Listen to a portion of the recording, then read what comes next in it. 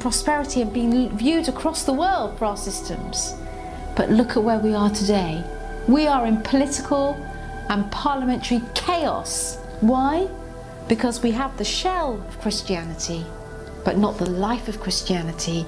Because we have said, we've enjoyed the fruits of Christianity and then said, but we're going to do it our way now. Our way, which has meant we throw out God. And in the throwing out of God, we are ending up now, you'll see, there's a lot of instability in the United Kingdom. Civil partnerships was meant to be something in 2004, was meant to be something that was civil in nature. It was never meant to be sacramental in nature.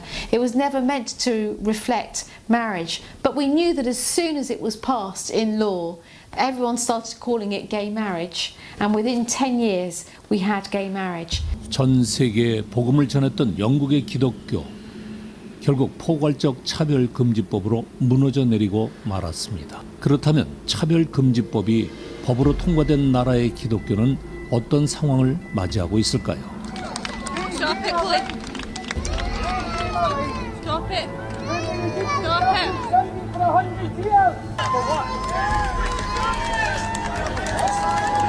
This is the kingdom of heaven suffering violence. That's right. All I've done tonight That's right. is tell you the good news of Christ. The same thing that they're trying to do on the other side of the park.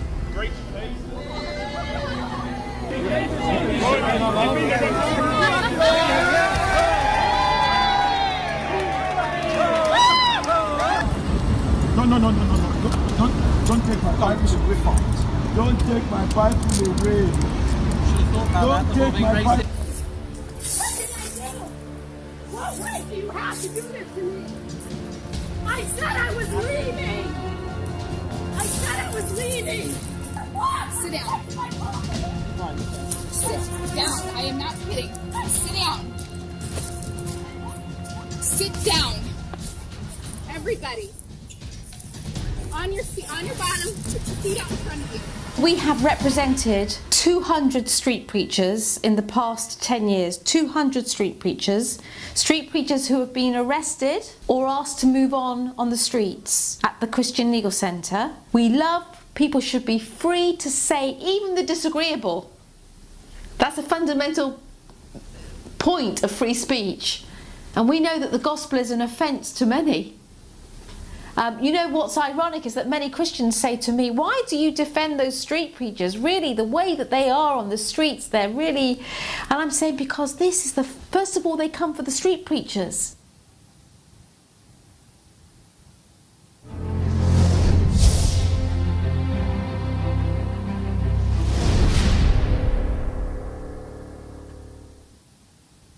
Well, I think to call the United Kingdom, Great Britain, a Christian country, yes, we have an incredible Christian heritage. Yes, the Bible was rooted at the heart of our education systems, health systems, parliamentary systems, legal systems.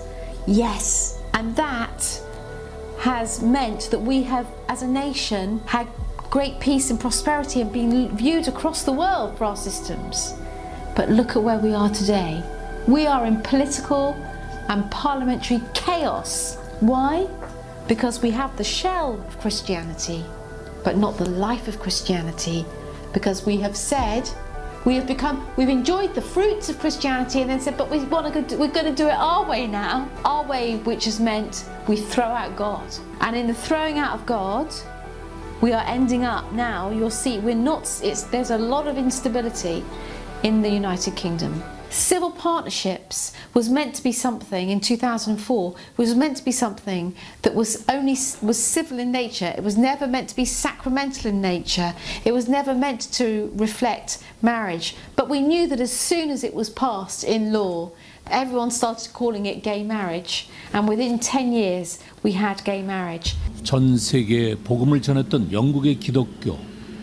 결국 포괄적 차별금지법으로 무너져 내리고 말았습니다. 그렇다면 차별금지법이 법으로 통과된 나라의 기독교는 어떤 상황을 맞이하고 있을까요? Stop it, Cliff. Stop it. Stop it.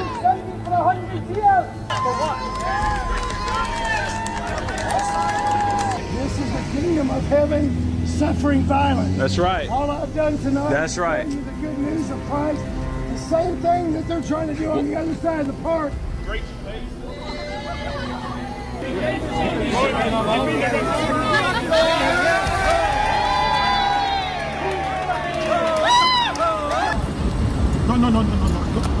Don't take my Bible away. Don't take my Bible away. Don't take my Bible. What did I do? What right do you have to do this to me? I said I was leaving.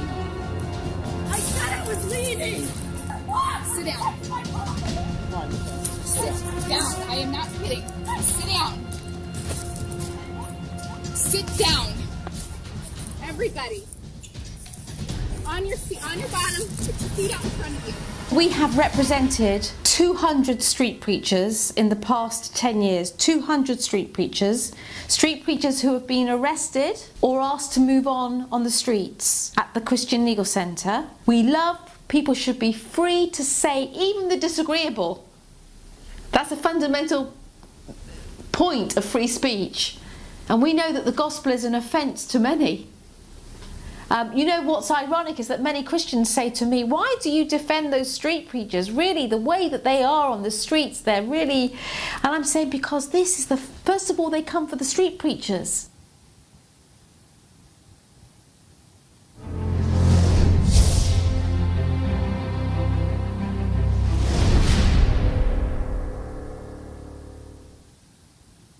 Well, I think to call the United Kingdom, Great Britain, a Christian country, yes, we have an incredible Christian heritage. Yes, the Bible was rooted at the heart of our education systems, health systems, parliamentary systems, legal systems.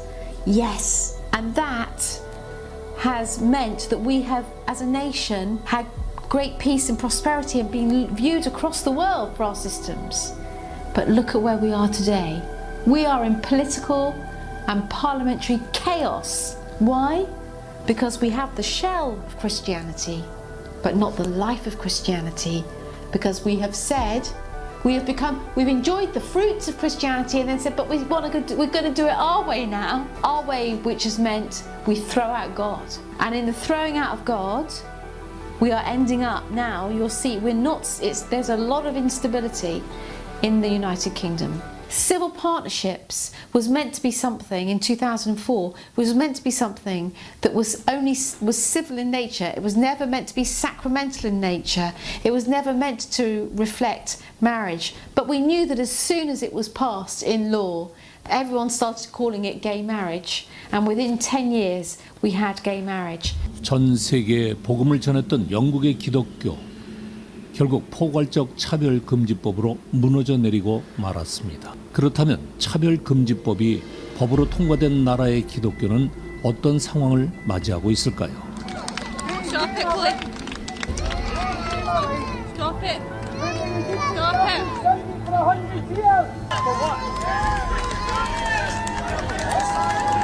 This is the kingdom of heaven, suffering violence. That's right. All I've done tonight That's is right. tell you the good news of Christ.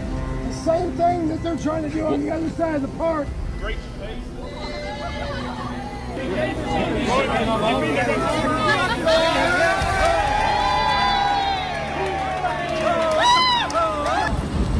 No. Don't take my Bible away. Don't take my Bible away. Don't take my Bible. What did I do? What right do you have to do this to me? I said I was leaving. I said I was leaving. What? Sit down. Sit down. I am not kidding. Sit down. Sit down. Everybody. On your seat, on your bottom, put your feet out in front of you. We have represented 200 street preachers in the past 10 years. 200 street preachers who have been arrested or asked to move on the streets at the Christian Legal Centre. We love people should be free to say even the disagreeable. That's a fundamental point of free speech. And we know that the gospel is an offence to many. You know what's ironic is that many Christians say to me, why do you defend those street preachers? Really, the way that they are on the streets, they're really... And I'm saying because this is the... First of all, they come for the street preachers.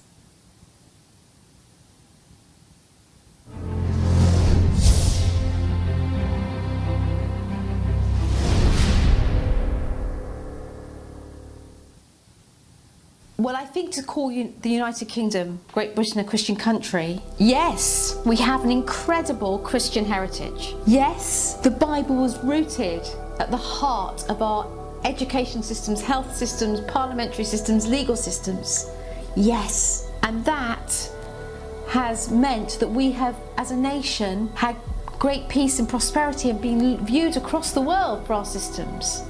But look at where we are today.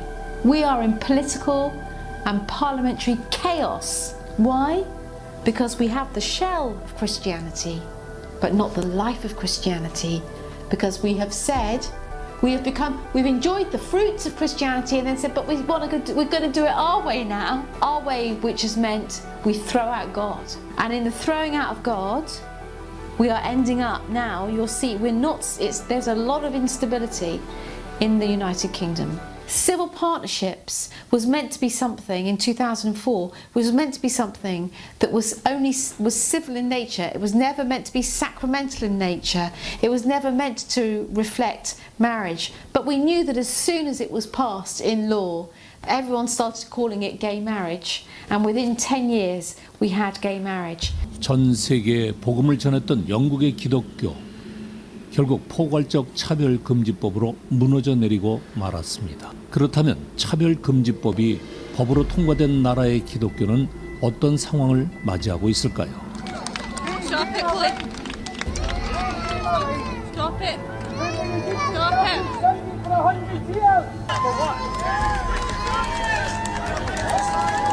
This is the kingdom of heaven, suffering violence. That's right. All I've done tonight That's right. is tell you the good news of Christ.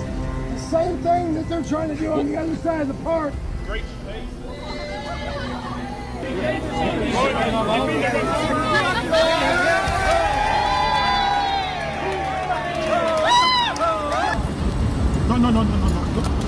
Don't take my Bible away. Don't take my Bible away. Don't take my Bible.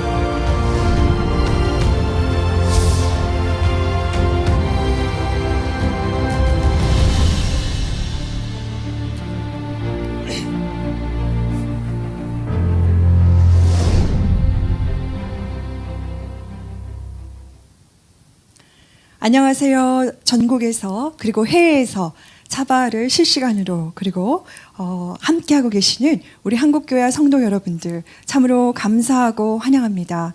저는 차바 운영위원으로 섬기고 있는 김윤숙 목사라고 합니다. 차바가 이렇게 시즌1에 끝나는 것도 아니고 시즌2에 계속되어지면서 특별히 이번 시즌2에는 한국 강사뿐 아니라 해외에 계신 한국 우리 목사님들 그리고 또한 우리 외국 강사님들이 함께해 주셔서 참으로 풍성하고 감사한 생각이 드는데요. 이렇게 차별금지법이 제정되기 이전에 그 위험성을 알리고 함께 연대하여서 우리가 깨어나고 그리고 이렇게 정말 우리가 서로를 알리고 공부하고 준비하며 우리가 함께 할 수 있는 그러한 나라가 저는 많지 않을 거라고 생각해요.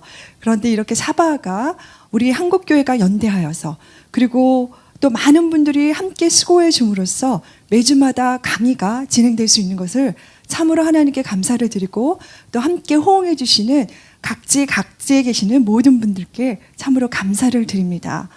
느헤미야가 같이 그 이스라엘 백성들과 성벽을 하나하나 벽돌 하나하나를 쌓았듯이 제가 생각할 때 우리의 그 매주마다의 발걸음들이 한 걸음 한 걸음씩 그렇게 벽돌을 쌓으면서 대한민국 가운데 거룩한 방파제, 하나님의 거룩한 도성, 하나님의 거룩한 그러한 나라로 만들기 위해서 우리가 매주 수고한다고 저는 믿고 있습니다.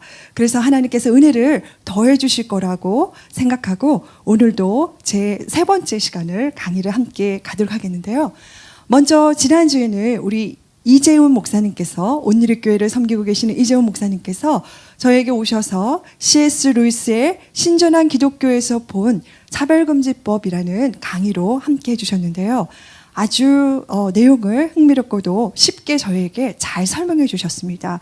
그래서 지난주에 굉장히 많은 호응을 얻었고 또 특별히 6천 온누리교회에서도 정말 많은 분들이 함께 시청해 주셨고 각 채널에서 많은 분들이 함께 영상을 듣고 공부해 주셨는데요. 혹시 빠뜨리시고 못 보신 분들이 계신다면 다시 한번 찾아서 그것을 꼭 시청해 주시고 그리고 이렇게 한국교회가 함께 해주시고 또 목사님들이 함께 해주신다는 것에 대해서 참으로 감사를 드리면서 우리가 각자의 위치에서 거룩한 대한민국을 만들기 위해서 지속적으로 우리가 쉬지 않고 함께 응원하고 그리고 동참했으면 좋겠습니다. 제가 그러면 오늘 저희에게 강의를 전달해 주실 강사분을 소개하겠는데요. 오늘 강사분은 코로나가 아니었다면 아마 함께 해주셨을 텐데 한국에 이미 여러 번 와주셨고 그리고 우리에게 참으로 사금법의 위험성에 대해서 선지자처럼 그리고 정말 우리에게 나팔을 불어주신 참으로 귀한 분이십니다. 많은 분들이 이미 알고 계실 거라고 생각하는데요. 영국 크리스천 컨설 거기에 대표로 계시는 안드레아 윌리엄스 우리 강사님이신데요. 오늘은 동영상으로 전달된 강의를 저희가 함께 시청하여서 보도록 하겠는데요. 안드레아 윌리엄스 하면 제가 여러 이렇게 외국 강사분들을 보았지만 정말 그분을 먼저 보면은 이분은 변호사로서 그리고 정말 하나님의 정의를 사회 가운데 어떻게 실천하며 행동하는 그리스도인으로서 살아갈 수 있는지에 대해서 우리에게 살아있는 그런 신뢰 그리고 모범으로서 보여주는 분이라고 생각합니다. 그런데 이분이 개인적으로 만나도 보면 참으로 따뜻하고 엄마와 같고 정말 사랑이 풍성하셔서 그 4자녀의 어머니이신데 모든 사람을 대할 때마다 작은 자라도 정말 그 영혼을 사랑하는 것이 느껴지고 또 무엇보다도 하나님을 사랑하기 때문에 자신의 몸을 불사르면서 변호사와 그리고 엄마, 주부로서 바쁜 가운데도 이렇게 귀한 일을 하고 계시는 분이십니다. 안드레아는 어떻게 보면 영국에서 홀로 그 외로운 싸움을 해오셨고 지금도 하고 계시는데 영국의 BBC 방송이나 여러 이 방송 채널에서도 우리를 대표하여 그리고 영국의 하나님의 자녀를 대표하여서 그분이 성경적인 가치관을 오늘날에도 많은 분들에게 호소하고 알리고 쌓아내고 계신 분입니다. 그래서 이렇게 안드레아 윌리엄스의 강의를 들을 수 있다는 것이 정말 참으로 감사한 일 같습니다. 2020년 저희를 위해서 특별히 또 차별금지법, 이 차바 로고까지 이렇게 달라고 하셔서 정말 성의를 다하여서 저에게 한 50분 정도의 강의를 보내주셨는데요. 이 강의가 사실은 또 번역되는 데 굉장한 많은 수고가 들어갑니다. 네, 우리 전윤성 변호사님께서 그 강의 번역을 함께 검수해 주시면서 수고해 주셨고요. 많은 분들이 이것이 이루어질 수 있도록 함께 기도해 주시고 수고해 주셨는데요. 그래서 오늘 여러분들 이 강의를 오늘 들으실 때 자막을 읽으시기에 약간 어려우실 수 있으나 읽으실 때 여러분이 동영상을 보시면서 강의를 들으시면서 우리 안드레아 윌리엄스 속에 있는 하나님 나라를 향한 열정 그리고 성경적 가치관을 수호하기를 원하는 그 하나님의 군사로서의 열정이 우리 각 사람에게 전이되어지고 전달되어지기를 원합니다. 그리하여 정말 안드레아가 절규하고 정말 저에게 부탁했어요. 한국 교회는 연합하여, 교회가 연합하고 각 영역이 연합하고 그리고 각 세대가 연합하여서 정말 하나님의 그 가치를 이 땅 가운데 가져오고 그리고 한국교회는 마지막 시대에 한국교회의 부르심을 다하고 사명을 다하는 그러한 정말 거룩한 나라가 되어달라고 부탁했는데요. 2020년 따끈따끈하게 도착하는 영상을 강의를 들으시면서 우리 모두의 10년 가운데 그러한 안드레아의 그러한 그 열정들이 열매 맺어지고 또한 은혜가 되어지고 도전이 되어지는 시간이 되기를 여러분 기대합니다. 그러면 우리 함께 강의 함께 살펴보도록 하겠습니다.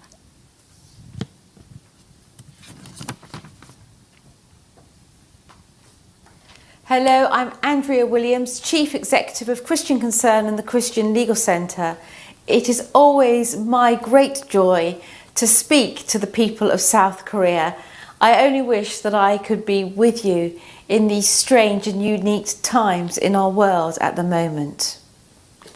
My subject today is anti-discrimination laws in the United Kingdom, and I hope that by speaking to the anti-discrimination laws in the United Kingdom, we can teach a lesson to you in South Korea for what happens when they are implemented, the trajectory, and how important it is for those of you that are Christians, those of you that are lawyers, those of you that are teachers, pastors, those of you that are society leaders, that you will understand their nature, you will understand what happens and why it is so important to tackle them for the good of society.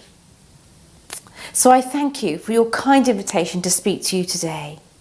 It's worth, first of all, noting that anti-discrimination is not an issue that exists in a vacuum.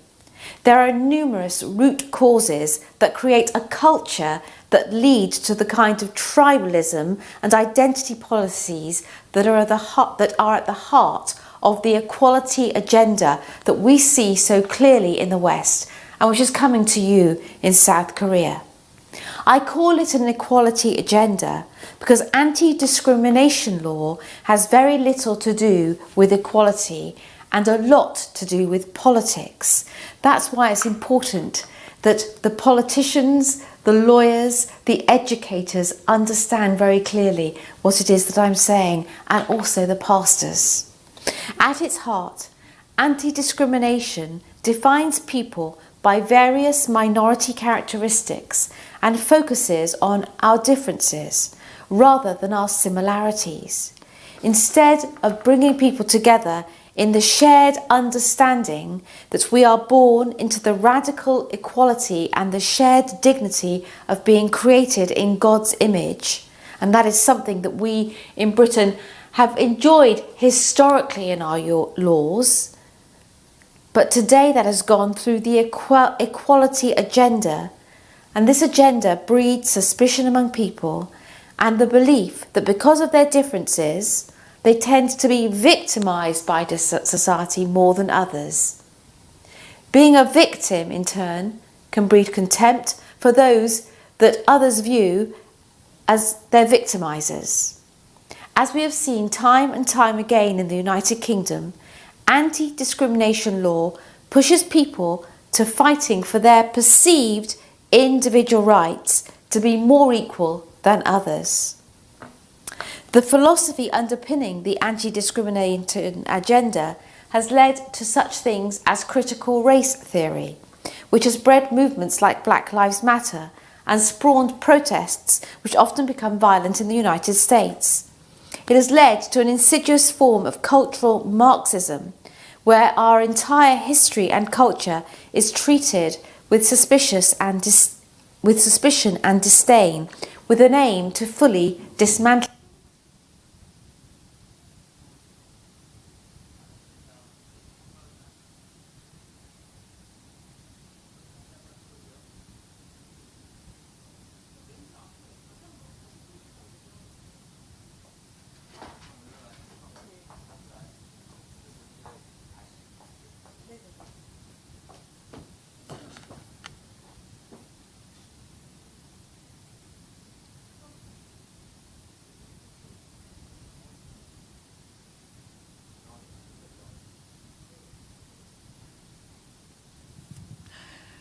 죄송합니다.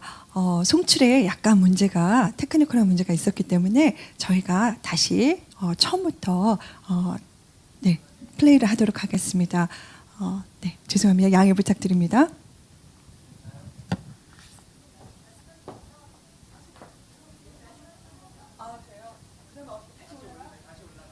그 송출은 지금 이제 틀린 거예요?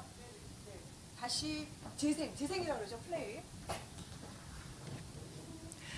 죄송합니다.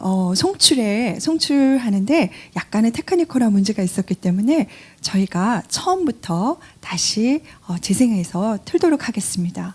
양해 부탁드립니다. Hello, I'm Andrea Williams, Chief Executive of Christian Concern and the Christian Legal Centre. It is always my great joy to speak to the people of South Korea. I only wish that I could be with you in these strange and unique times in our world at the moment. My subject today is anti-discrimination laws in the United Kingdom, and I hope that by speaking to the anti-discrimination laws in the United Kingdom, we can teach a lesson to you in South Korea for what happens when they are implemented, the trajectory, and how important it is for those of you that are Christians, those of you that are lawyers, those of you that are teachers, pastors, those of you that are society leaders, that you will understand their nature, you will understand what happens and why it is so important to tackle them for the good of society. So I thank you for your kind invitation to speak to you today. It's worth, first of all, noting that anti-discrimination is not an issue that exists in a vacuum. There are numerous root causes that create a culture that lead to the kind of tribalism and identity policies that are at the heart of the equality agenda that we see so clearly in the West and which is coming to you in South Korea. I call it an equality agenda because anti-discrimination law has very little to do with equality and a lot to do with politics. That's why it's important that the politicians, the lawyers, the educators understand very clearly what it is that I'm saying, and also the pastors. At its heart, anti-discrimination defines people by various minority characteristics and focuses on our differences rather than our similarities. Instead of bringing people together in the shared understanding that we are born into the radical equality and the shared dignity of being created in God's image, and that is something that we in Britain have enjoyed historically in our laws, but today that has gone through the equality agenda, and this agenda breeds suspicion among people and the belief that because of their differences, they tend to be victimised by society more than others. Being a victim, in turn, can breed contempt for those that others view as their victimisers. As we have seen time and time again in the United Kingdom, anti-discrimination law pushes people to fighting for their perceived individual rights to be more equal than others. The philosophy underpinning the anti-discrimination agenda has led to such things as critical race theory, which has bred movements like Black Lives Matter and spawned protests which often become violent in the United States. It has led to an insidious form of cultural Marxism, where our entire history and culture is treated with suspicion and disdain, with an aim to fully dismantling it. So today, in Britain, much of British history is unknown and not properly analysed. And the way that it is taught in the academies and the way that it is spoken of in political life and even in our education in schools is with disdain. The so-called Christian heritage is one to be ashamed of, not celebrating for the good that it has done. This philosophy has led to a transgender theory today where biological sex no longer matters. It's subjective feeling that counts. I can be whatever gender I aspire to be, or no gender at all. It is a war of nature and ultimately on God's sovereignty and the creation order. This philosophy has also created the LGBTQI movement, which has for the past 30 years in society sought to deconstruct heteronormativity, to thereby redefine the family, in fact to smash the family, and to end what they believe to be straight privilege. Perhaps the greatest challenge of the anti-discrimination agenda is that it is all-encompassing. It usually starts in the area of employment or housing, and then it expands to the provision of goods and services. However, where the agenda is most advanced, like in the United Kingdom, it then tries to take over how we educate our children, how we run our churches and define our beliefs. And it even tries to censor our speech and challenge the very beliefs that we hold as Christians, suggesting that they are not worthy of respect in a democratic society. Suggesting that they are not worthy of respect in a society based on equality considerations. The result has been the mainstreaming of anti-Christian bias and anti-Christian discrimination into the cultural fabric of the United Kingdom. And this is why it's really important for all public leaders, including pastors, to understand that this is a gospel issue. It cannot be left to politicians, it cannot be left to lawyers, it cannot be left to educators, it cannot be left to government. It is something that is firmly needs to be dealt with within the church and within the church's people. Anti-Christian bias is a predisposition against an individual or a group wholly or partly due to their Christian beliefs or practices. Who would have thought that this could possibly happen in the United Kingdom? Well, it has. Who would think today that it could possibly happen in South Korea? Well, it could. So, anti-Christian bias first includes stereotyping Christians in a negative fashion, or representing Christian beliefs as oppressive, or backwards, or irrational, or hateful. It deals with mainstreaming the equality agenda, so mainstream and applauding and celebrating gay icon figures, and any that don't celebrate but continue to speak Christian orthodoxy on the subject are vilified as hateful and backward and irrational and not with the times.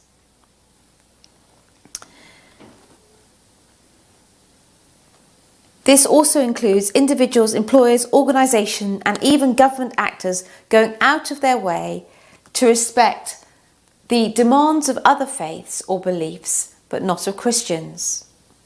The bias against Christians is rarely, if ever, challenged by the political or media class in the United Kingdom and in the West.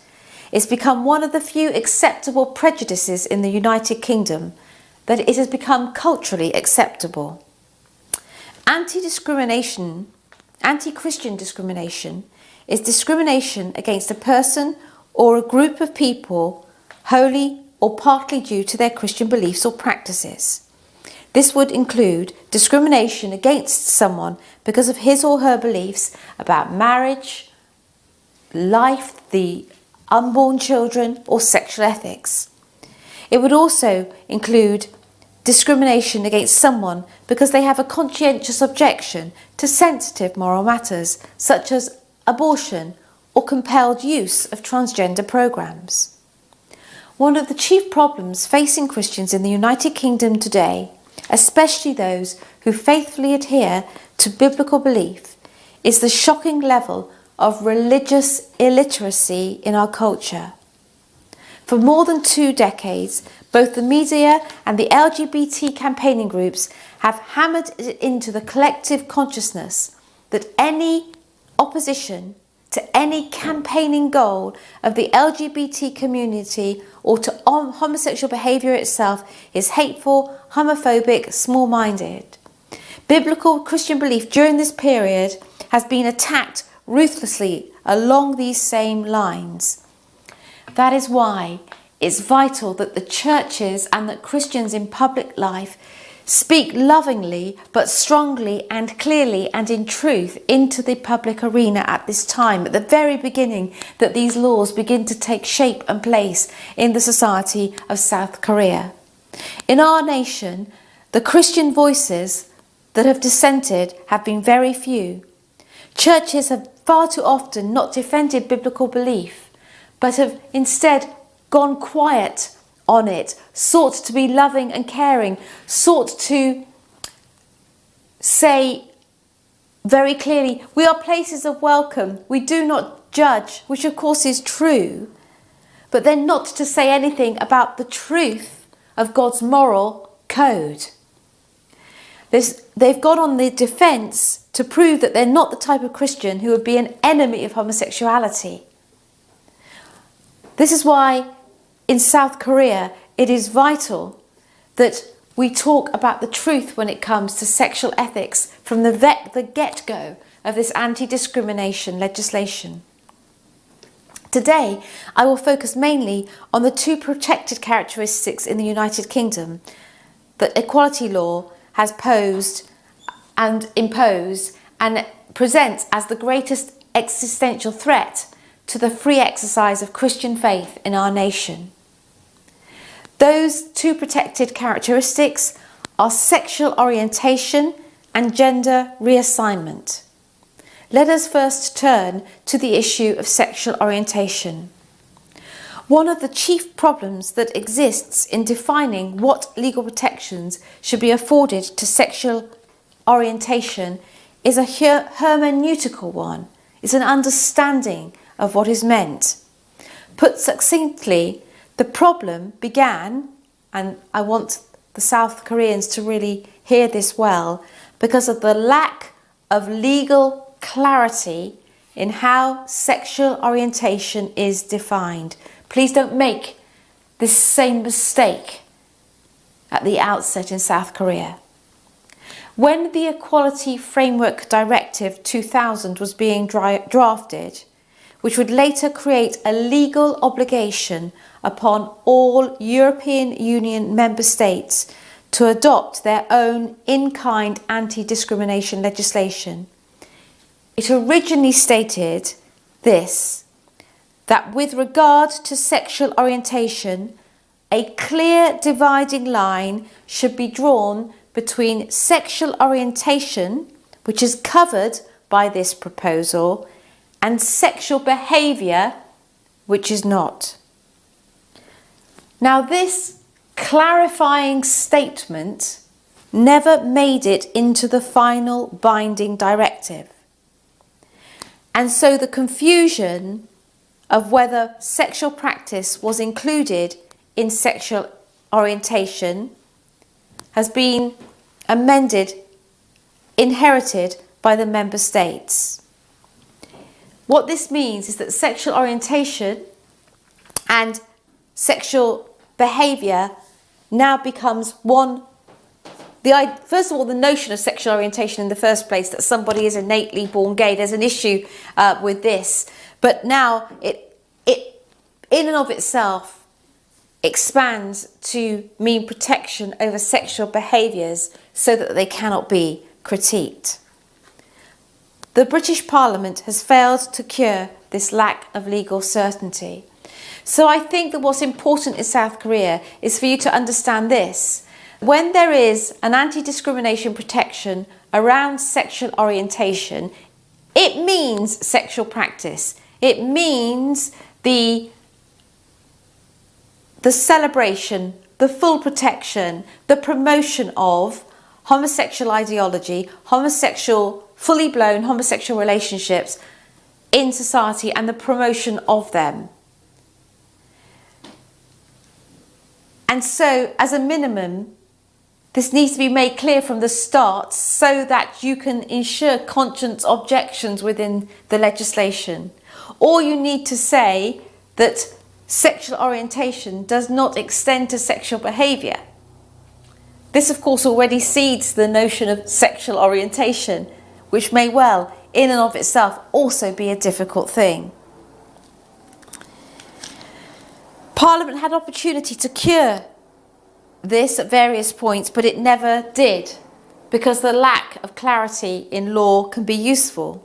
When defining sexual orientation in Section 2 of the Employment Equality Sexual Orientation Regulations of 2003, it simply used the circular definition that sexual orientation means one's sexual orientation towards persons of the same sex, persons of the opposite sex, or persons of the same sex or opposite sex.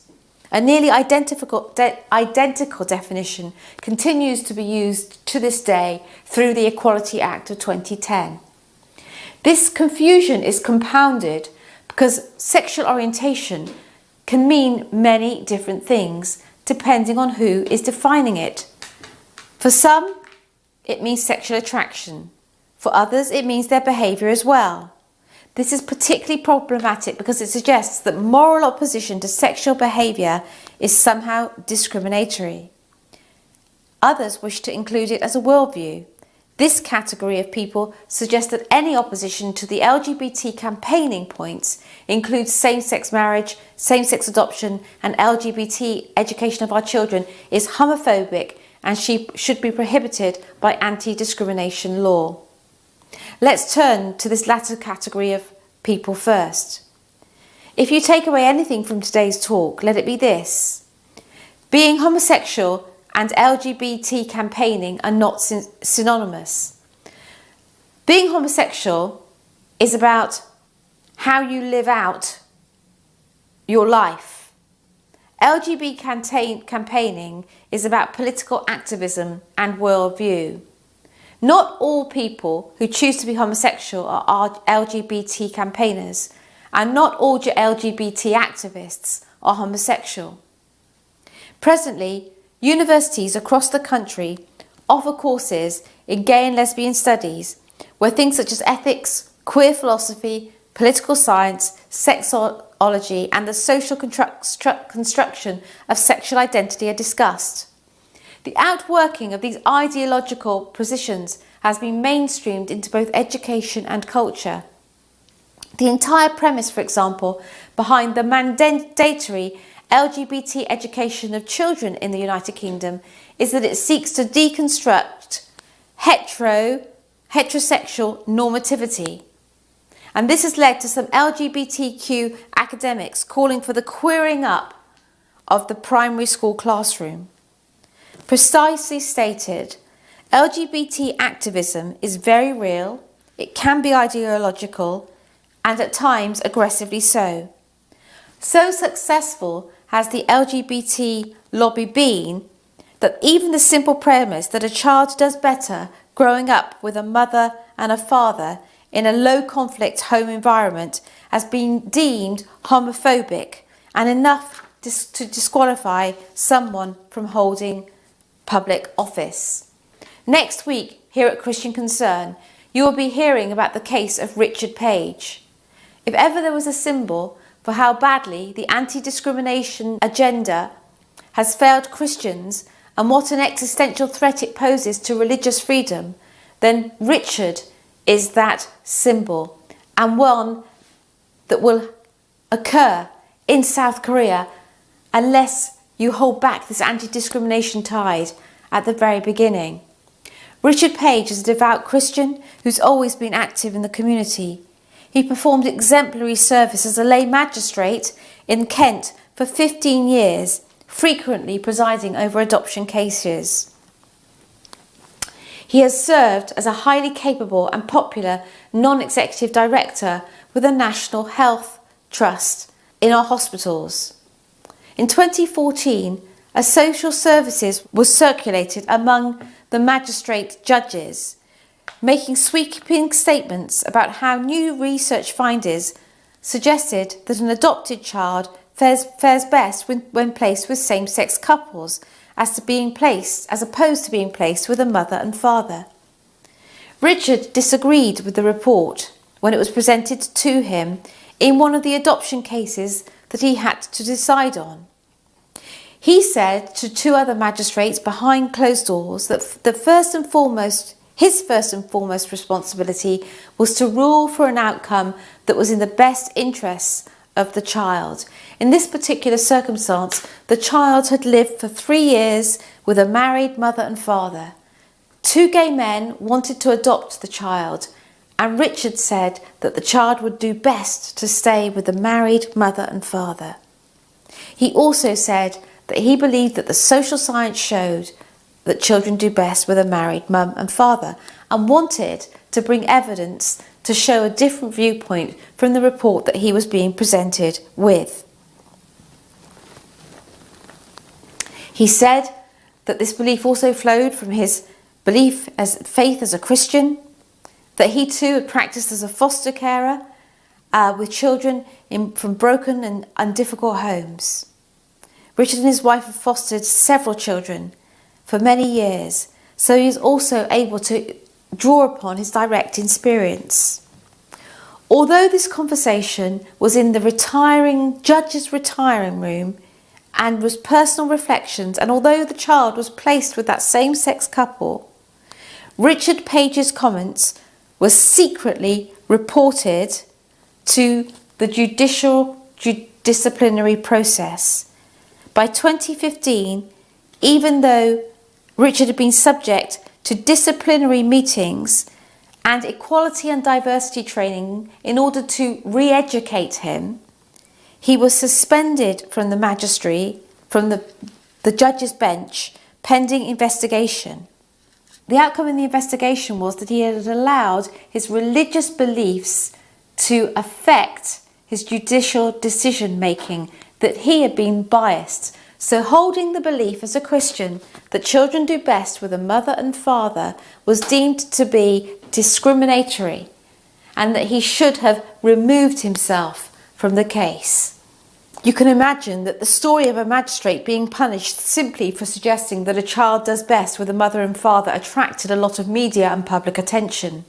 Many people in the United Kingdom, not just Christians, feel the same way. The best available social science, psychology and anthropological evidence attest to the truth of Richard's statement. More than that, members of the judiciary, even the President of the Supreme Court and former head of the Family Division, frequently appear in the media here in the UK to express their views on such boldly contested issues. But they do so without punishment and are often celebrated for their desire to liberalise the law. This was not the case with Richard. By expressing a biblical truth, one which can also be evidenced through secular argument, Richard was removed from office. Just as egregious, the National Health Service also dismissed him from his position, even though his portfolio in the National Health Service had nothing to do with parenting issues or public policy. It was to do with finance. The National Health Service suggested that even allowing Richard to continue in his position might mean that LGBT people would be scared of seeking medical help if they were ill. This statement alone shocks the conscience. The idea that a Christian in a non-medical role who never sees patients could dissuade a sick person from getting medical treatment simply for believing a child does better with a mum and dad would be laughable, if not for the fact that a good man has lost his job and his reputation as a result of this type of thinking. The problem of how sexual orientation laws have ravaged religious freedom doesn't stop there. Let's start with a brief piece of history.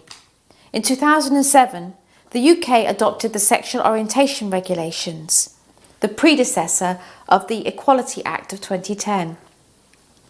In 2007, the same year the regulations were adopted, so bear this in mind if you are adopting anti-discrimination legislation, there were 14 Christian adoption agencies in the UK, 11 Catholic adoption agencies in England and Wales, 2 Roman Catholic adoption agencies in Scotland, and 1 evangelical adoption agency in England and Wales. As a result of the sexual orientation regulations, all 14 agencies suffered severe repercussions, Of those 14, several of which have existed for hundreds of years or more and were credited with placing the most difficult children into families, 11 of them were forced to remove their Christian ethos and become secular sounding agencies, or they would go out of business completely. To put this into perspective, the 2 Catholic agencies in Scotland accounted on average for 20% of the adoptions in Scotland each year. Of the 11 Catholic adoption agencies in England and Wales, they performed 1/3 of all private adoptions in the United Kingdom. Before closing its doors to business, the Westminster Catholic Children's Society alone provided services to more than 3,000 children. While we lament the loss of ethos-based adoption agencies because of gender politics, what is equally deplorable is that in the name of so-called sexual orientation, countless children will stay in orphanages or inadequate foster care because of the loss of these adoption agencies. Or we can look to the case of Gary McFarlane. He is a relationships counsellor. He was terminated from his position with Relate Counselling Service for gross misconduct, for merely asking if he could be accommodated in his Christian beliefs on biblical sexuality.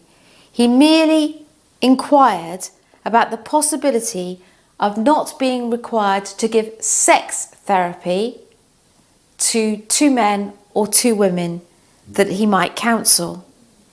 Gross misconduct is the harshest penalty available to an employer, and they suspended Gary and then dismissed him for gross misconduct for raising the possibility that he might have a conscience issue with giving sex therapy to 2 men or 2 women. There weren't even actual clients. He had an incredible record of counselling. People loved him. So his employment was terminated. His ability to be registered, his ability to get insurance, all came under the spotlight. Life became very difficult for him. Another case, Eunice and Owen Johns, long-time foster carers and devoted Christians. After having taken a break from fostering for a few years, they were then required to go through a new screening process, which of course is understandable with the local authority. Despite their long history of helping children in the most difficult of situations, Eunice and Owen John were rejected as foster parents because they were asked about their views on homosexuality and whether or not they would be able to encourage a child if they were expressing confusion or feelings of being gay. Please bear in mind that the age of the children that Eunice and Owen Johns were adopting was 6 and 7, and they were being asked to promote homosexuality to children in their care. During the trial, the taxpayer-funded Equality and Human Rights Commission condemned Mr. and Mrs. Johns, saying that allowing such people to foster children ran the risk of infecting the children with Christianity.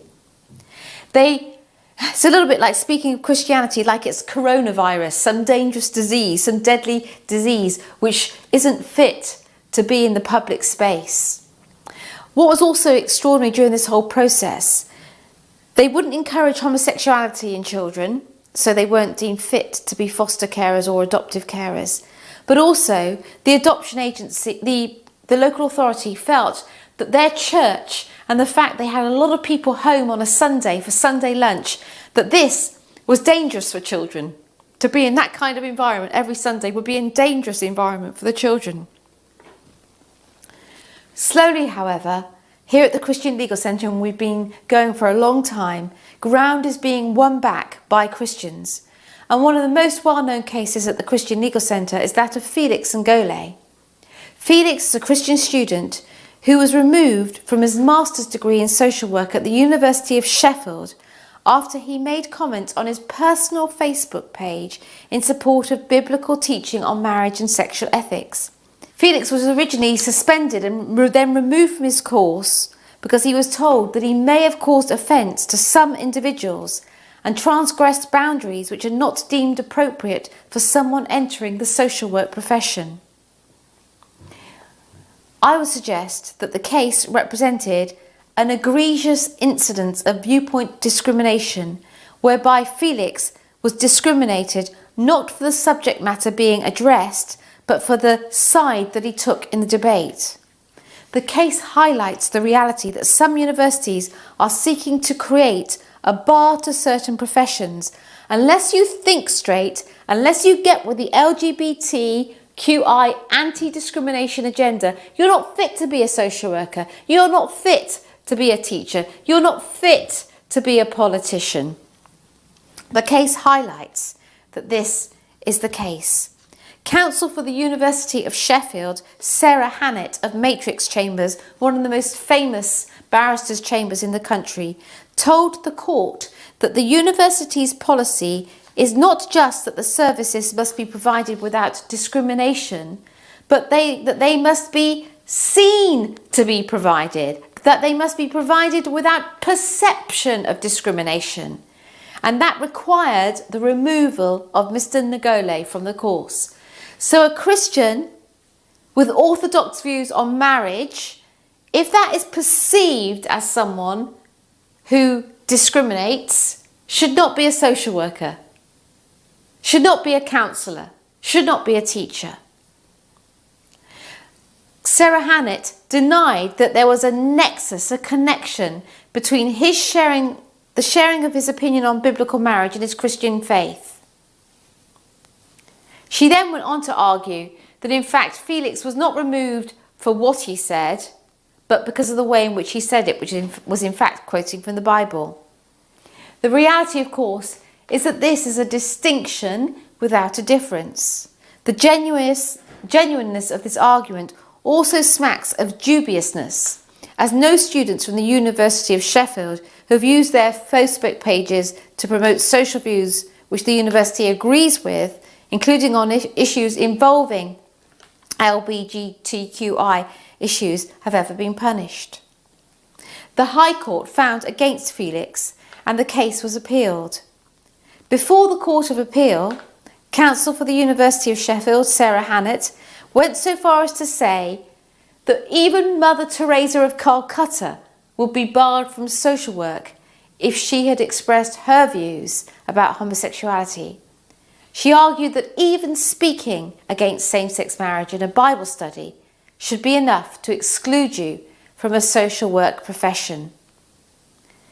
In a sense, she went too far, because on that day in that court, reason won the day, and the Court of Appeal overturned the lower court's earlier ruling, making it clear that the expressing of a Christian opinion is wholly different from engaging in an act of discrimination. The court said Felix had never discriminated against a service user, nor was there any indication that he ever would. Let me just say that this is also the case for Eunice and Owen Johns. They provided the best situation for their children, nor is this the case for Gary McFarlane, who was the best kind of counsellor.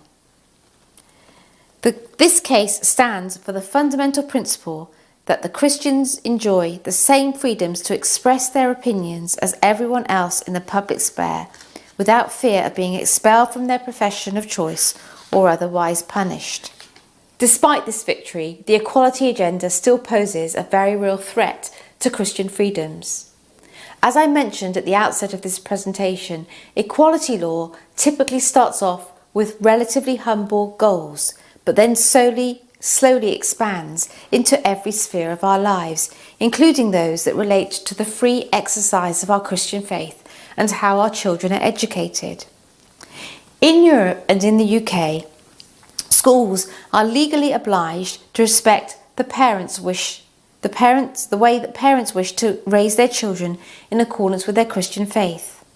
However, with the introduction of the Equality Act in 2010, the Department of Education made it mandatory that the various protected characteristics including sexual orientation and gender reassignment, should be promoted. Little guidance was provided to schools, but one thing was clear. The various educational bodies, locally and nationally, encourage schools to promote LGBT education. It has got to the point in the UK that the government has adopted new education regulations requiring schools at the secondary level to teach LGBTQI elements in all schools, including Christian schools, with no right of opt-out. Primary schools are also under heavy pressure to engage in LGBT issues. I think that many of us have had, historically, in the United Kingdom, an implicit trust in the education of our children by the state. Again, what I want to say to you in South Korea is keep your children safe. Understand what it is that they are being taught. If you don't want these programs in your schools, ensure that they don't ever enter your schools, that this does not become part of the curriculum. This needs to be a stated campaign aim of anything that you can do. You need to bring in the politicians, the educators, the pastors, the lawyers in order to ensure that this happens. Until recently, one of the chief executives of Ofsted, which is the the United Kingdom's official school inspectorate, was also one of the senior managers of Stonewall, which is the major LGBT lobby group in the United Kingdom. Stonewall is an LGBT organisation active in many spheres of culture, including politics and education. They are very clear about their campaigning goals, which are anti-ethical to biblical Christianity. They are equally clear that they feel Christianity must change and accept homosexuality as a virtue and condemn any Christian who does not. In fact, currently there is a movement in our nation to ban so-called conversion therapy. What does this mean? Well, actually telling someone that they can turn to Christ, they can give up their sexual behaviour, they can give that up, they can leave it at the foot of the cross. That, the sort of terms that we're hearing in Parliament and even in the church, is spiritual abuse for telling people that they can change. So this is something that you need to be very alive to. Spiritual abuse, conversion therapy, terrible terms which become used against Christians in order to make any explanation that we push back on not able to be heard by others. Government itself has become a cheerleader in this country for LGBT education. The partner of our current Prime Minister Boris Johnson, Carrie, was judging recently at the Conservative Party, at the Conservative Party's LGBT Fringe Conference Centre. She was judging drag karaoke. So the Conservative Party has become dominated, completely acquiescent to this particular agenda. If you were to enter the Department of Education building in Westminster, a stone's throw away from Parliament, you might be surprised to see that the only visible symbol in the main entrance is a large rainbow flag that decorates 2 floors of the building. I say this because your Department of Education, your Department of Health, your Department of Justice, you must ensure that they don't adopt this, that they don't feel that in the name of anti-discrimination they have to fly flags, that they have to introduce these policies. They need to be resisted from the outset. The Department of Education has rolled out new tags for their email signatures, including a rainbow flag with the slogan, I am an LGBT plus champion, and directed them to the Stonewall website. The signature line ends with the following statement, I quote, "We cannot tell by looking at someone or by their name how they self-define their gender," and warning the reader to be sensitive to the use of gender-specific programs. This is our government. This is our government's education department. This is the education department that delivers education to children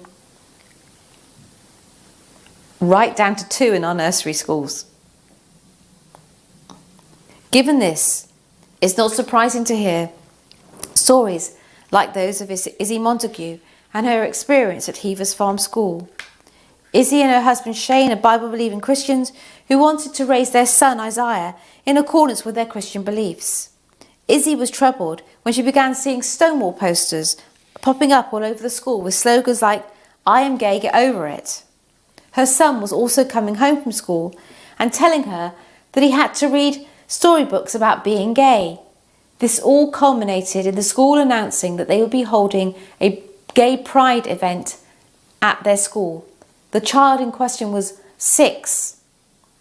Any parent who complained received a similar answer, which was that their children could not be opted out of LGBT education as it was mandated by law.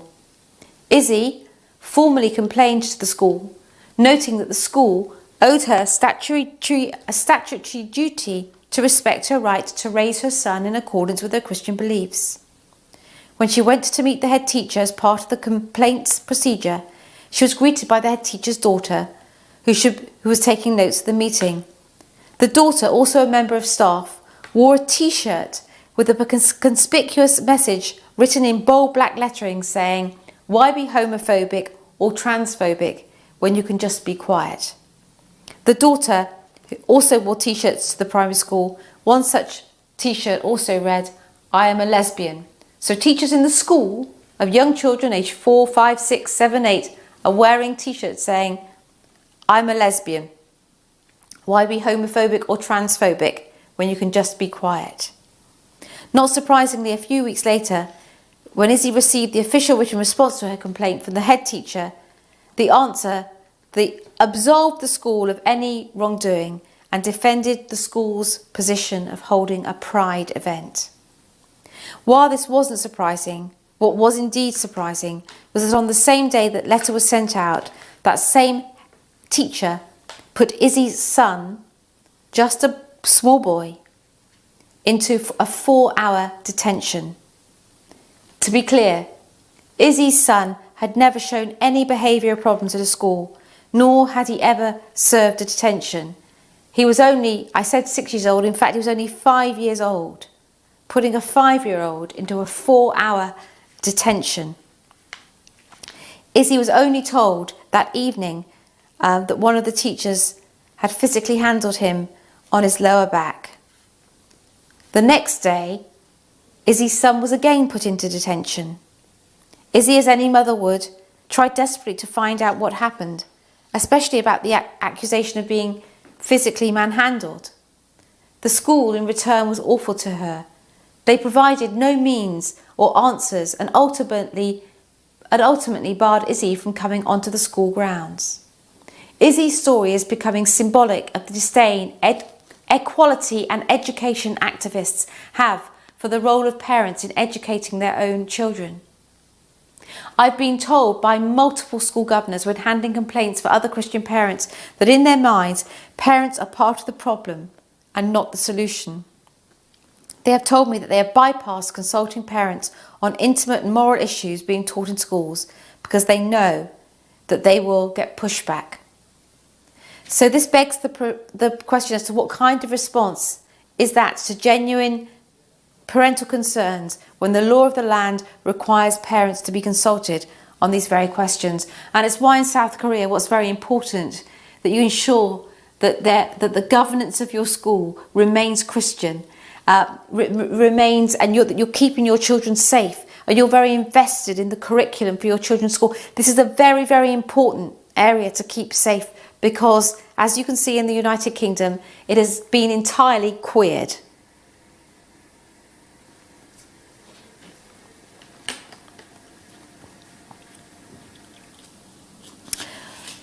Our failure in the United Kingdom to understand where anti-discrimination leads has led to the systemic and systematic punishment of people with deeply held biblical beliefs. At the Christian Legal Centre last year, we gave advice to some 1,000 Christians who felt they'd suffered some level of detriment for their Christian faith. The centre is currently supporting more than 50 court cases involving Christian freedoms that are live in court, that are active. These numbers are unacceptable for a nation that for so long identified with Christianity, one which has given birth to some of our most famous global evangelists, theologians and reformers. The other protected characteristic I would like to address today, because it's also very damaging to both Christian freedoms and to the culture at large, is gender reassignment. Nigel and Sari Rowe are Christian parents who hold and wish to instill in their children a biblically centred belief in gender, beliefs that would include Genesis 1:27, where Scripture says, "So God created man in his own image, in the image of God he created him, male and female he created them." Or Matthew 19:4, where Christ says, "Have you not read that he who created them from the beginning made them male and female?" In seeking to raise their children to the Christian beliefs, Nigel and Sally Rowe sent their two sons to a Church of England primary school on the Isle of Wight. Within 2 school years, both of their children, aged 6 and 8 at the time, found themselves in classes with boys who, under their parents and the school's direction, were going to school identifying as girls. Because of the confusion and discomfort suffered by their older son, Nigel and Sally Rowe took him out of school to be home educated. When the school informed Nigel and Sally Rowe of their plan to adopt a transgender affirming policy in the school, the reality was this: these small children, aged 6, 7, 8, in a small community, had known these other children, had known these little boys as boys. Now they were coming to school as girls. And if the other children didn't call these children by the right name or by the right pronoun, they would be in trouble. We had situations whereby the children were not going to toilet at school because they were getting so concerned about the use of toilets, this sort of thing in the school. Nigel and Sally attempted to work the matter out with the school in relation to their younger son. In a response to a letter they sent to the school, asking about anti-bullying measures and their own parental rights, the school responded by suggesting that anyone who could not believe that those little boys were girls or refused to give them female pronouns was transphobic.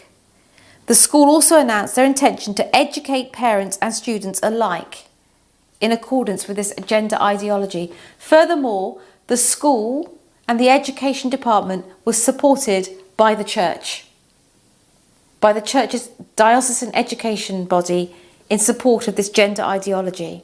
So a church school, capitulated to the state agenda, and the true Christian parents who were seeking to protect not just their children and others, they were punished as transphobic.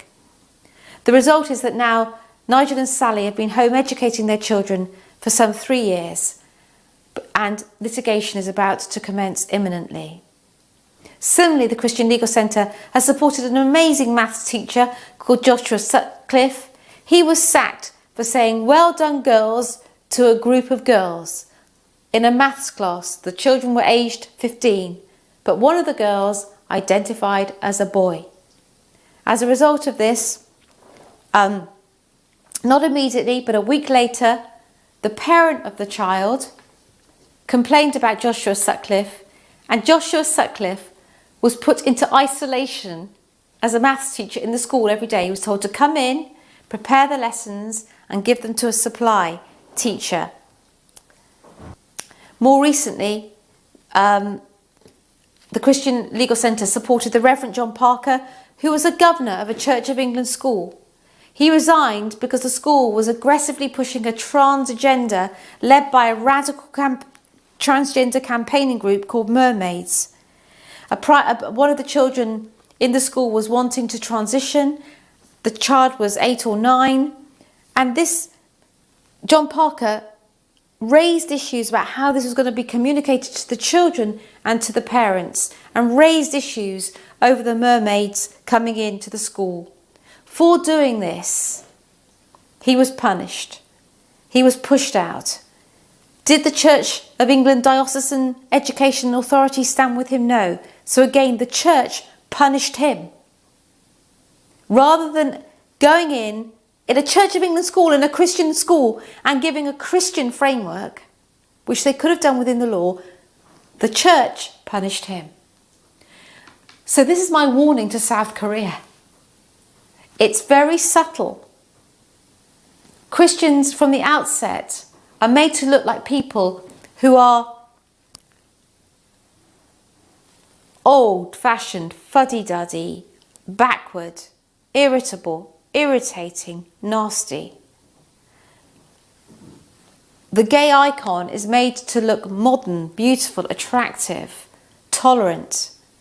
But in fact, the LGBTQI agenda is deeply intolerant, and it absolutely punishes. It can't stand those that will not stand with it.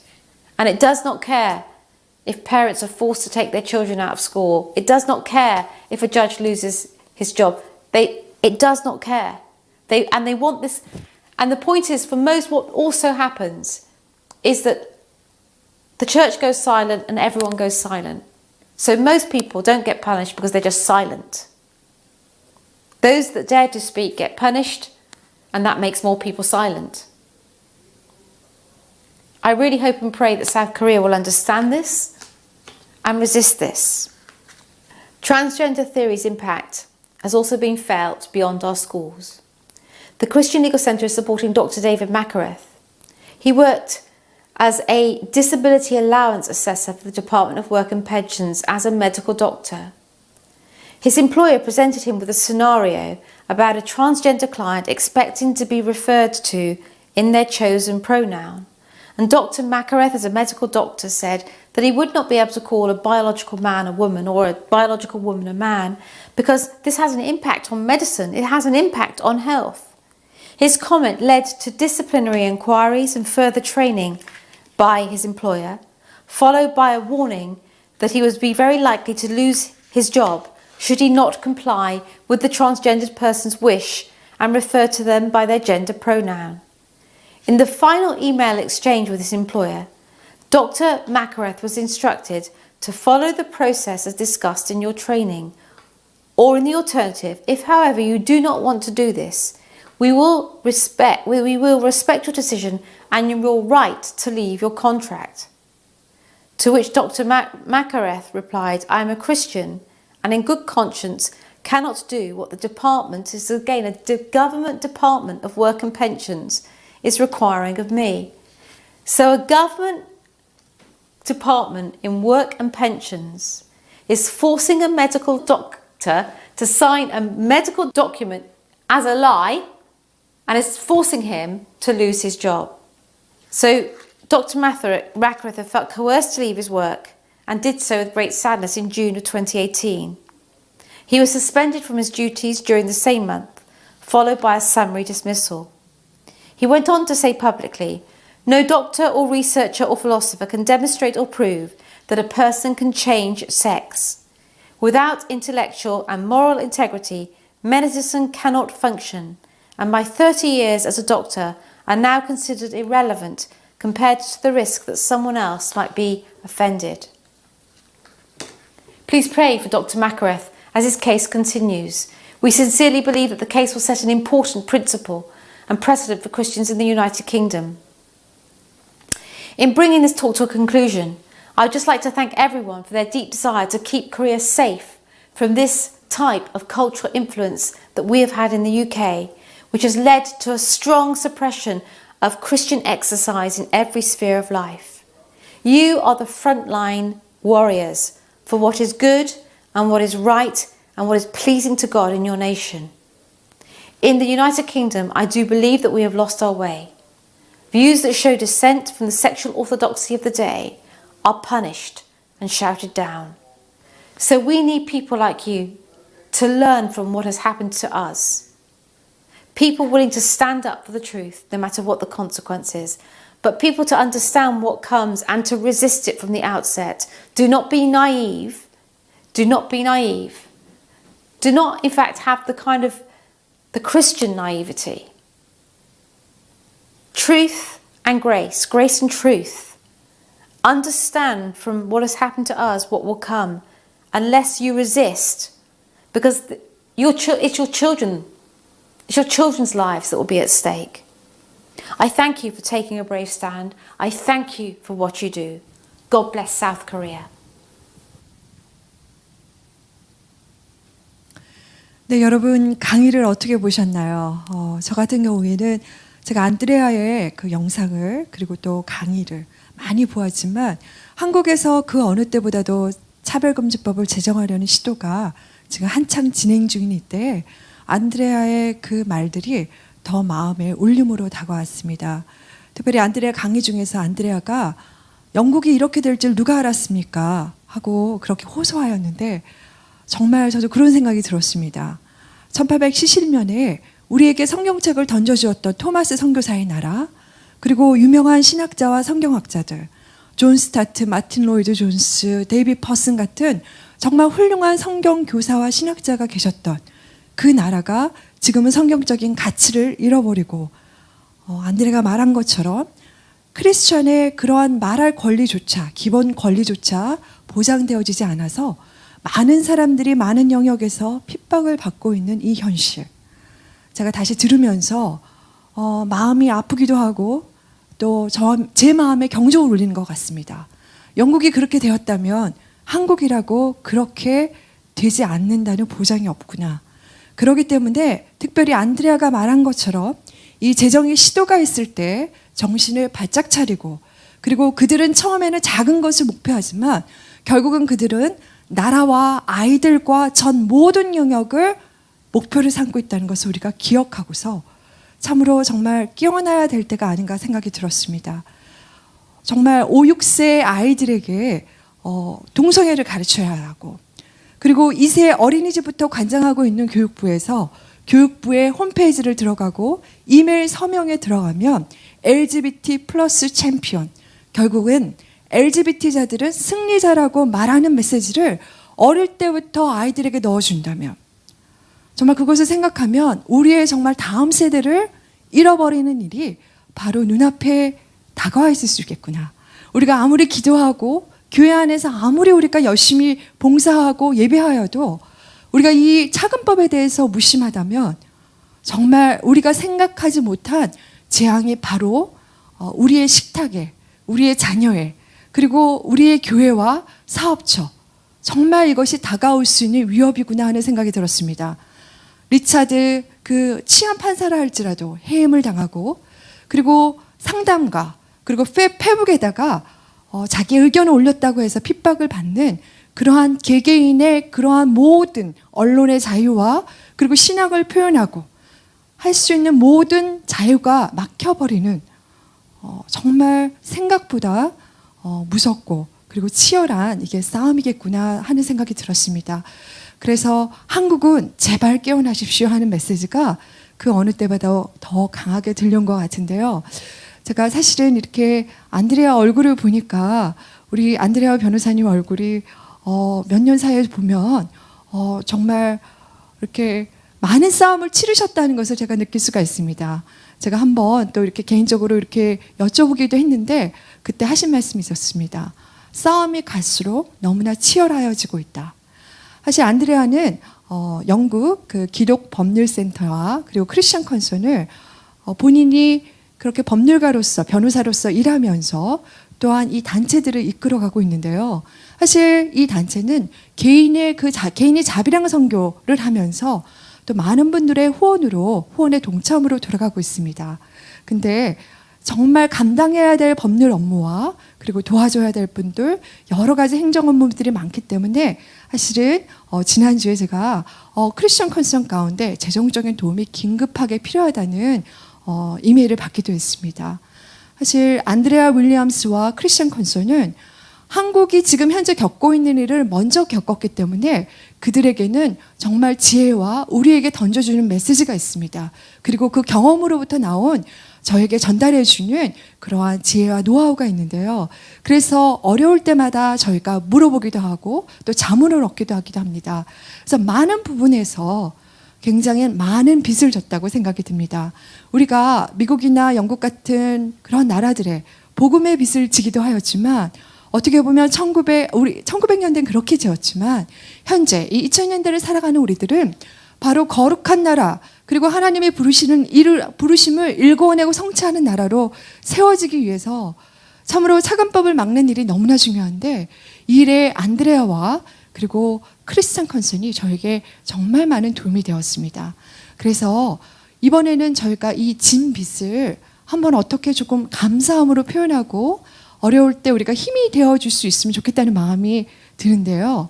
여러분들 그런 감동이 드시는 분들 크리스찬 컨선 그 영어를 이해하시고 아시는 분들은 크리스찬 컨선 홈페이지에 들어가면 Donate Now 해서 후원 신청하는 그러한 페이지가 있습니다. 거기를 클릭하셔도 괜찮고요.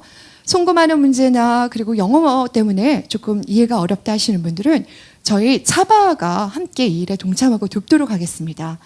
여러분들이 차바 유튜브 영상에 유튜브를 보면은 그 아래 하단에 설명이 있는데요. 거기에 보면 차바 후원 계좌가 나와 있습니다. 그 계좌에다가 마음에 이 영국의 진 빚을 크리스찬 컨슨과 그리고 우리가 안드레아 윌리엄스에게 진 빚을 감사함으로 조금이나마 표현하며 그들에게 또 힘이 되어지기를 원하신다면 저희 그 차바 계좌로 여러분들이 헌금으로 동참해 주시고 근데 계좌 이체를 해 주실 때 거기 뒤에다가 영국이라고 적어 주십시오. 그러면 저희가 이 헌금을 함께 모아서 영국 크리스찬 컨슨에게 전달하도록 하겠습니다. 그래서 우리가 말로만 감사한 것이 아니라 우리가 진정으로 그 감사함을 표현할 때 하나님께서 우리에게 더 축복하여 주시고 또한 정말 우리에게 We are not alone in this. 이 싸움은 우리 혼자 싸우는 것이 아니라 이 글로벌한 세계 가운데 악의 무리들이 일어나고 있다면 정말 거룩한 성도들의 무리와 하나님의 진리를 나에게 해가 올지라도 말로 표현하고 지켜내고 행실로 지켜냄으로써 우리의 자녀들을 지켜내고 정말 이 나라 가운데 뜻이 하늘에서 이루어진 것처럼 땅에서도 이루어지는 하나님 그것을 보기를 원하나이다. 우리가 기도하는 마음으로 함께 동참하기를 원합니다. 그래서 여러분 함께 꼭 동참해 주시고요. 또 한 가지는 또 영국에서는 크리스천 컨선 주관으로 1년에 한 번씩 물버포스 아카데미가 열립니다. 그것도 다 전 세계에서 법조인이라든가 그리고 목회자라든가 근데 이제 영어가 되시는 분들은 또 함께 거기에 관심을 두고 크리스천 컨선 페이지에 보시고 동참하셔도 좋겠는데요. 캠브리지 대학에서 매년마다 이 현재 일어나고 있는 이러한 세상 가운데 성경을 위협하는 그러한 가치들에 대해서 우리가 어떻게 준비하고 배우고 싸워야 될 것인지를 우리에게 훈련해 줍니다. 저와 그리고 또 젊은 청년들 그리고 또 많은 분들 또 함께 동참할 수 있었는데요. 가보시면 정말 저희에게 숙박과 그리고 또 맛있는 그 음식들을 제공해 주면서 정말 너무나 제너러스하게 풍성하게 저에게 후원해 줍니다. 그래서 많은 곳에 각 세계 가운데 이렇게 하나님의 진리를 수호하며 싸워내는 하나님의 빛의 군사 다음 세대 영적 군사들을 길러내는 데 수고하고 있는데요. 그렇기 때문에 꼭 우리가 함께 크리스찬 컨선에 후원하는 데 이번 기회에 동참했으면 좋겠습니다. 감동되시는 분들 이번 주와 다음 주 꼭 함께 동참해 주시고 또한 더 궁금하신 사항은 문의해 주시면 감사하겠습니다. 자, 그러면 이번 시간에는 우리 이프 패밀리 영상을 함께 3분짜리 영상 보도록 하겠는데요. 여러분 또 차바 그 동영상 페이지에 가보시면 그 아랫부분에 보시면은 차바 채널 아래에 이프 패밀리라는 그런 가상 드라마의 영상들이 업로드 되어져 있습니다. 윤학열 감독님이 함께 하시는 마하나임 TV 선교회에서 주관하여서 또 우리 또 어떤 그 연예인분들이 또 함께 동참해 주시고 해서 차별금지법이 제정되었을 때 일어날 일들을 이해하기 쉽도록 그것을 영상으로 만들어 주셨는데요. 들어가셔서 마하나임 TV 선교회 여러분들 후원해 주시고 또 기도도 해 주시고요. 그리고 이프 패밀리 영상에 여러분 구독해 주시기를 바랍니다. 또한 이 이프 패밀리는 3분에서 5분짜리 아주 편안하게 쉽게 볼 수 있는 영상이기 때문에 이것을 교회에서 여러분들이 함께 매주마다 이렇게 상영 영상을 재생해서 보시면은 더 우리가 차별금지법에 대해서 배우는 기회가 되지 않을까 생각합니다. 그러면 우선 저희 3분짜리 티저 영상을 함께 보도록 하겠습니다.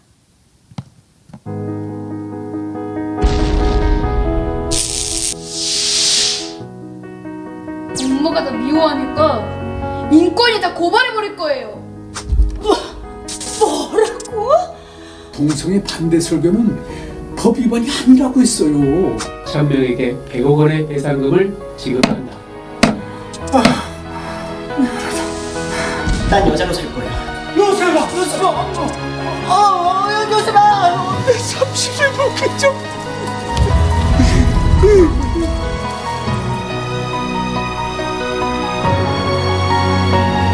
차별금지법의 제정을 막아 우리 아이들의 마음을 지켜주십시오. 깨어나 외치지 않으시면 다 잃고 말 것입니다. 아이들은 굉장히 심각한 기독교 세계관의 침해를 겪게 됩니다. 차별금지법 제정을 막아 우리 아이들의 마음을 지켜주십시오.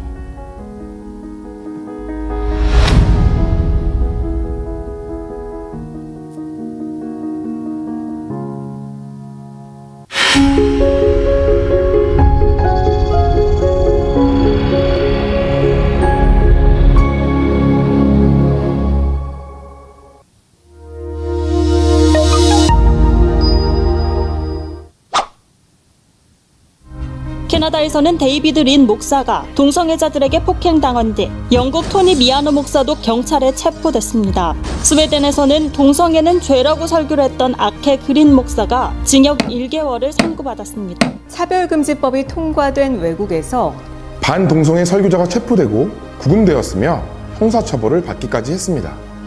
우리나라의 정의당이 발의한 법안은 해당 안 됩니다. 단 제보자 불이익을 좁혀놓았죠. 동성애는 성경의 말씀대로 죄악입니다. 전 신대원을 졸업한 동성애자 강도사입니다. 목사고시 지원하겠습니다. 교회법에 따라 불허하겠습니다.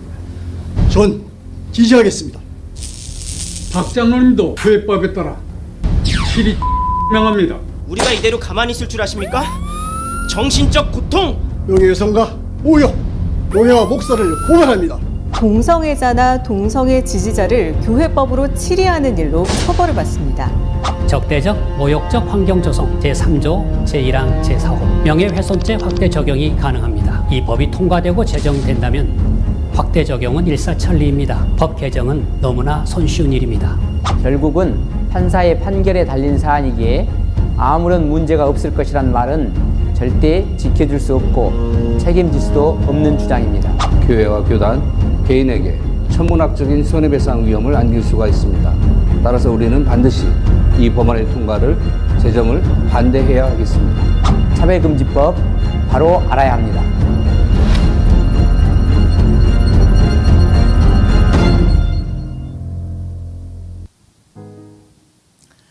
네, 영상을 보면서 제 마음 가운데 너무 감사한 마음이 들었습니다. 차바가 처음에는 이게 어떻게 잘 진행이 될까 찾기 시작했는데 갈수록 정말 하나님께서 축복해 주셔서 각 영역에서 전문가들이 함께 해 주셔서 우리에게 각 영역에서 이것을 위해서 함께하며 싸우는 동지가 있다는 것들이 너무나 감사하고요. 제 마음에 감동이 일어납니다. 그래서 정말 우리가 함께 이것을 잘 막아내고 대한민국의 정말 부르심을 이뤄내는 그런 시간이 되기를 바랍니다. 이 시간에는 인권 보도 준칙에 대해서 우리 조영규 변호사님이 광고해 주시겠는데요. 사실 조영규 변호사님이 차바의 행정 담당으로 정말 많은 수고를 해주고 계십니다. 그래서 너무나 감사한데 우리 변호사님 나오셔서 있을 인권 보도 준칙 세미나에 대해서 광고해 주시겠습니다.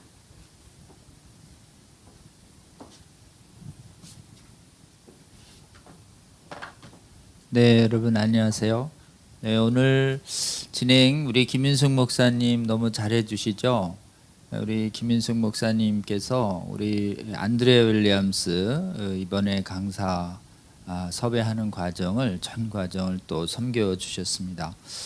그리고 안드레아 윌리엄스는 지금 제가 운영하는 윌버퍼스 아카데미에 16년에 좀 다녀왔고요. 다녀오면서 거기서 일주일 정도 그 아카데미 강의를 들으면서 한국에도 차별금지법을 막기 위한 아카데미를 해야 되겠다라는 권면도 받고 또 많은 영감도 얻어온 그런 곳입니다.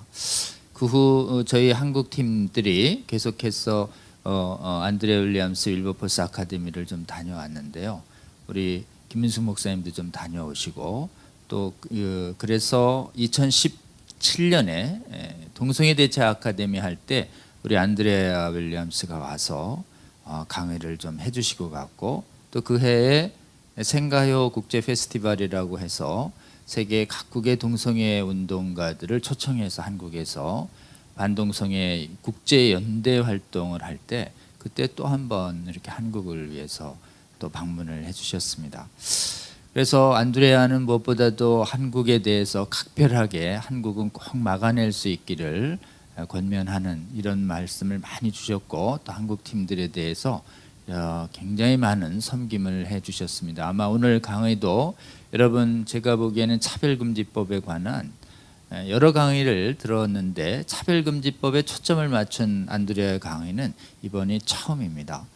아마 메시지를 잘 들으시면 알겠지만 저희 차별금지법 바로알기 아카데미에서 제공하는 그런 메시지하고 아주 정확하고 또 영국에서 일어난 생생한 사례들을 거의 가짜의 그 논쟁 없이 논쟁할 여지 없이 정확한 팩트들을 여러분에게 제공해 드리고 있으며 특별히 우리가 교육 영역을 막아낼 문제에 대해서 정확하게 말씀해 주고 계십니다.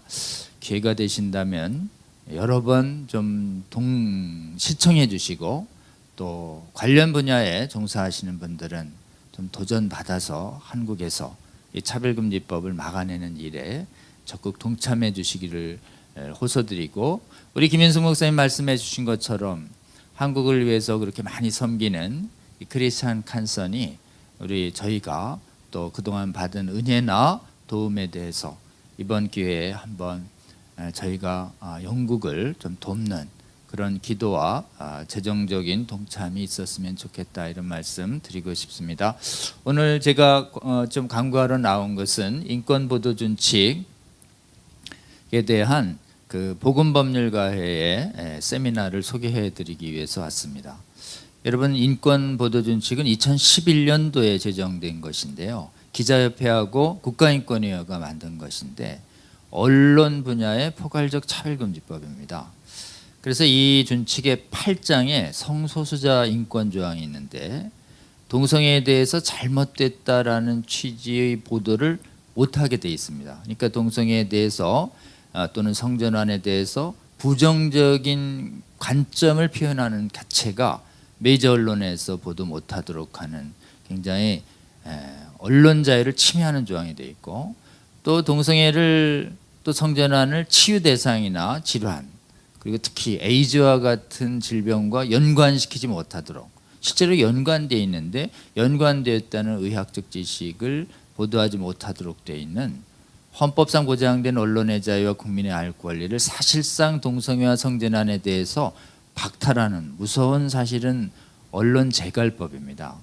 근데 이 법에 대해서 아직 한 번도 비판적 토론회가 열리지 않았었는데 복음법률가회에서 준비하고 또 언론의 자유를 회복하기 위한 교회 내의 언론인들이 모여서 복음언론인의 창립준비위원회를 만들어서 한 3개월간 준비를 했습니다. 그래서 두 기관이 주최를 합니다. 복음언론인회 그 다음에 복음언론인의 창립준비위원회 그리고 발제를 총 6명이 하고 토론도 6명이 합니다. 전부 언론인 반 그 다음에 법률가 반 그리고 관련 의료 전문가들이 골고루 있어서 인권보도준칙 그동안 한국의 언론의 자유를 동성애와 성전환에 대해서 얼마나 심각하게 박탈해서 실제로는 한국 내에 얼마나 국민의 올바른 분별력과 판단력을 침해하고 그리고 실제로는 에이즈와 여러 가지 동성애 관련 질병의 폭증을 유발하는 언론계의 제도 역할을 해왔는지 우리가 조금은 드러내는 국민 앞에 드러내는 토론회를 합니다. 날짜를 알려드리겠습니다. 다음 주 8일 화요일입니다. 프레스센터 19층에서 합니다. 직접 특히 언론인 분들께서 관심 가져주시고 동참해 주시기를 호소드리고요.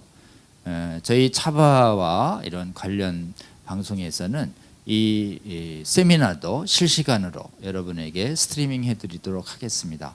관심 있는 분들 적극 동참해 주시기를 호소드립니다. 여러분 고맙습니다.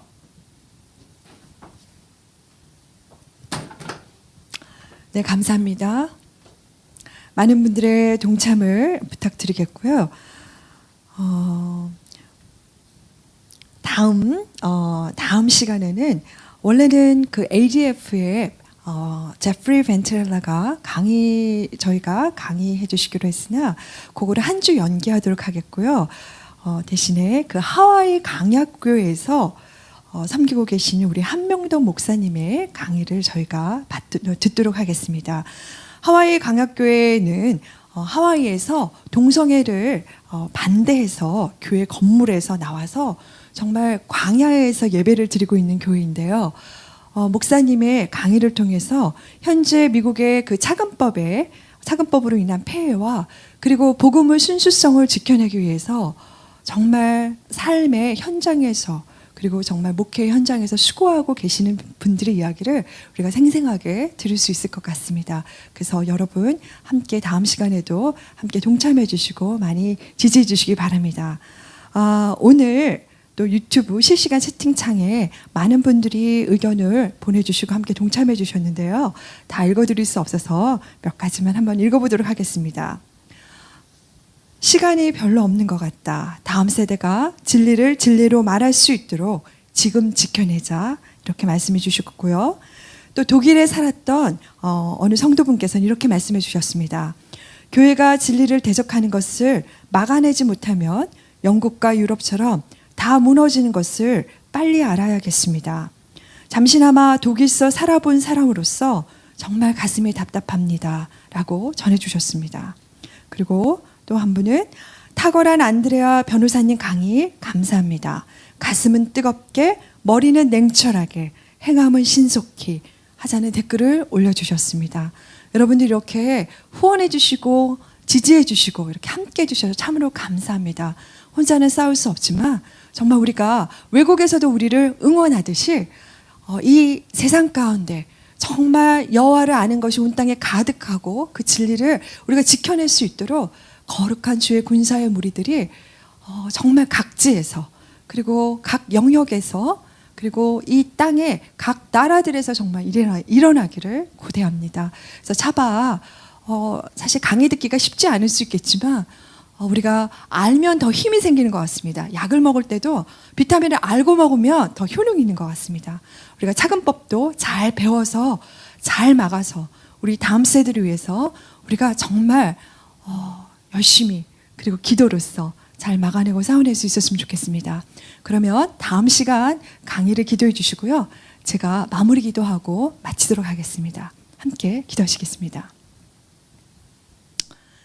하나님, 작고 하나님 가난했던 이 나라 이 민족 가운데 하나님 복음을 전달해 주시고 하나님 오늘 우리가 누리는 이러한 풍요와 하나님 이러한 안정과 이러한 행복이 있게 하셨음을 감사합니다. 하나님 우리에게 주신 지난날의 은혜를 잊어버리지 아니하고 하나님께서 우리에게 선하시고 우리를 대변하시고 우리의 응답하신 것처럼 하나님 이 땅 가운데서 하나님의 진리와 아버지가 세워놓으신 진리를 위협하며 무너뜨리려는 하나님 정말 그러한 무리들이 하나님 그러한 소리들이 이 땅에 가득 차고 있습니다. 하나님 그러나 이때 우리가 침묵하지 않게 하여 주시옵소서. 하나님 우리에게 목소리를 낼 수 있는 지혜와 담대함을 더하여 주시고 하나님 많은 서구교회는 무너졌지만 하나님 대한민국 교회는 연합하여서 하나님 교회뿐 아니라 각 영역 가운데 각 세대 가운데 각 전문가들이 하나님 우리가 연합하여서 하나님 거룩한 방파제를 이룰 수 있도록 우리에게 힘을 더하여 주옵소서. 하나님 이 차별금지법 아카데미가 바로 알기 아카데미가 있게 하심을 감사합니다. 주님 뒤에서 수고하시는 한 분 한 분을 주님께서 힘을 더하여 주시고 기름 부어주시고 하나님 매주 강의 가운데 강사분들을 주님께서 기름 부어주시고 하나님 이 방송이 흘러나갈 때 우리의 마음 가운데 하나님 거룩한 나라를 하나님의 나라를 위하여서 그리고 우리의 다음 세대를 위해서 지켜내고자 하는 마음의 열정과 하나님 그리고 행동하는 우리의 신앙이 있게 하여 주시옵소서. 아버지 이 모든 것들이 있게 하심을 감사하며 우리는 미약하오나 친히 여호와의 군대가 앞서가시고 이를 일구어 주시고 그리하여 정말 이 싸움에 하나님 우리가 하나님이 원하실 때까지 승리할 수 있도록 주여 은혜를 베풀어 주옵소서. 오늘도 함께한 한 분 한 분을 하나님 그분들의 가정을 축복하여 주시고 다음 주에 올 때까지도 주의 평안과 사랑으로 하나님 성령 충만으로 지켜주시고 이 나라를 주의 은혜와 은총으로 지켜주시옵소서. 감사드리오며 살아계신 우리 주 예수 그리스도의 이름으로 기도하였습니다. 감사합니다. 여러분 그럼 다음 주에 뵙도록 하겠습니다.